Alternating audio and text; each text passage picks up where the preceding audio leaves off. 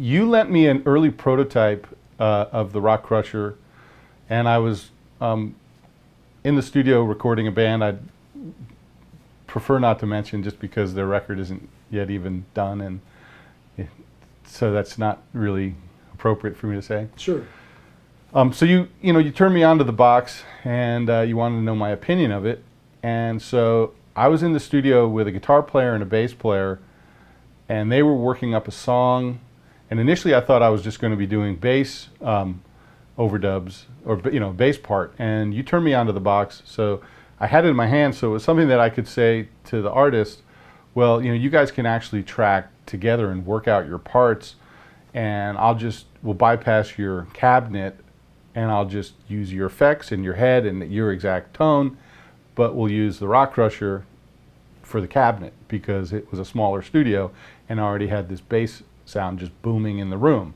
So for me to have an amp and a cabinet, have a cabinet in a room, it would have had so much leakage that the guitar sound would have been, unusable even if there was something good that he played.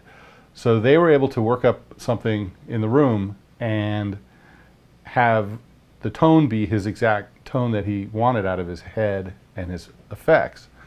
And it was sort of an epiphany that happened once we had done a bunch of recording and worked up a bunch of parts, because then we went on to bass and completed the bass, and then we went back to guitar, and at that point we brought in his cabinet into the picture, and it was this moment where he said, well, what are these guitar sounds? And I said, well, those are through the Rockcrusher, which is strictly direct.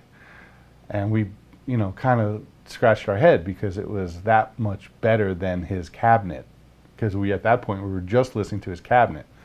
So it was an interesting moment because we then started to blend the two, and it was sort of, I don't know, more probably like 60-40 Rockcrusher to cabinet. Cabinet still had something to blend with, but sure, alone it was not as flattering. The EQ is great. I mean, the EQ is the biggest part of the box for me because, without the EQ, it is similar to other boxes that do, that come out of the back of a head and do cabinet type simulation or direct type cabinet simulation. But with the EQ, you can dial in any sound that you want. I mean, you have in front of you a palette that is just, it's wide. It's very usable and very musical. I think that's the key too. It's incredibly musical. And the thing about DI on a guitar, or just direct, no matter what, even if it's coming out of the back of an amp, generally has this fizz, this really ugly high frequency fizz that is really not fun to listen to.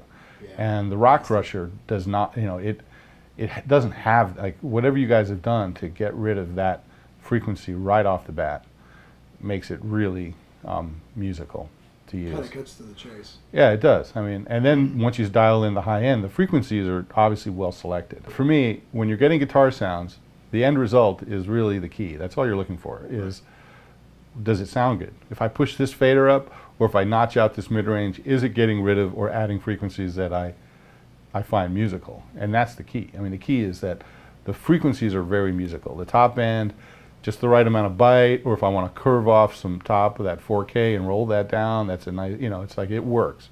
Do I want a sparkle, or do I want it duller, or do I want more punch? And so the frequencies are very cool. The box is very good. The part of it that's been sort of phenomenal was working with my friend Tim Pierce.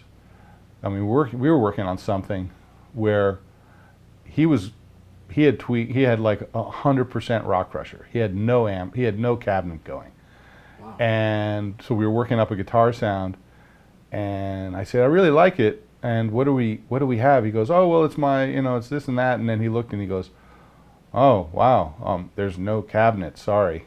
And I was like, wow, that's pretty disturbing, because it sounds so real that you had me fooled, Wow.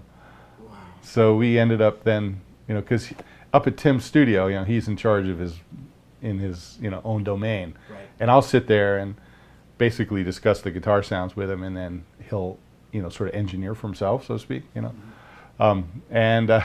So I'm sitting there and I'm going, well, let's blend a little more of the Royer in, let's blend a little more of the 57 in, and I'm not hearing anything change, So I'm like, do you have any cabinet on at all? And he's like, no. And it sounded really good. I mean, we could have just rolled, again, it's that thing that happens when you go, wow, that just sounds really good. I am not a big fan of just taking a guitar DI into, Pro Tools and then putting guitar, Guitar Rig or, Amp Farm or 11 or Waves Guitar. And I mean, all of those have a very plastic sound to me. And it's not the sound of air moving or even feeling tubes push and pull or guitar going through tubes and a transformer, and which is, the minute you bring a head into play for me, just the fact that you have a head in play with tubes, hopefully, I mean, I love tube amps. I mean, I'm not really here to discuss some digital simulator amp or whatever, there's a whole slew of them out there, the Kemper and the Axifex and all these modelers and all that stuff. I'm just talking about your happy, your Rivera, your Bassman, whatever you got. I mean, the minute you plug into a head and it has has tubes and a transformer, that has a sound. And I've always been a big fan of recording air. I mean, that's why I record, amps and cabinets, and the amazing thing about the Rockcrusher in play with that is that you can take the cabinet now out of the equation and still have all your favorite heads. And for the person that's, say in today's more modern world of recording, everyone's recording in smaller spaces, they don't have big studios, and so the problem you come into play with is a guy that, has a bunch of heads that he loves, or for me, an engineer producer that has a love for, a bunch of, old, nice, beautiful gear, and then say you don't have the space to record in, you're stuck with, in the other paradigm, your DI into Pro Tools, and then these horrible plastic sounds. And the thing the Rockcrusher brings into play is use of all your great gear. You don't have to worry about the cabinet now. You have the EQ on board to dial in and actually do the thing that's kind of fun in Pro Tools, which is, finding and just dialing in the perfect sound, even though it might be a little more plastic. It's easy to find places where those fit. The Rockcrusher sort of covers that, covers that whole paradigm of like, I get to use my head, I don't have to worry about my cabinet, I don't have to worry about being the greatest engineer and knowing how to use a Royer and a 57 and blend my microphones and, EQ a cabinet, and it just allows me then to reach for a fader and go, if I want a little more top end, if I want a little more punch in the bottom, I think, the thing that I haven't gotten involved with yet, personally, but I've discussed with, frankly, I turned a studio onto it that is, they have their box down there at Rock Mafia, and Tim and the guys down there are freaking out about it. They're just so in love with the thing. I mean, they are just freaking. And one of the things they really like to do is they like to record their cabinet.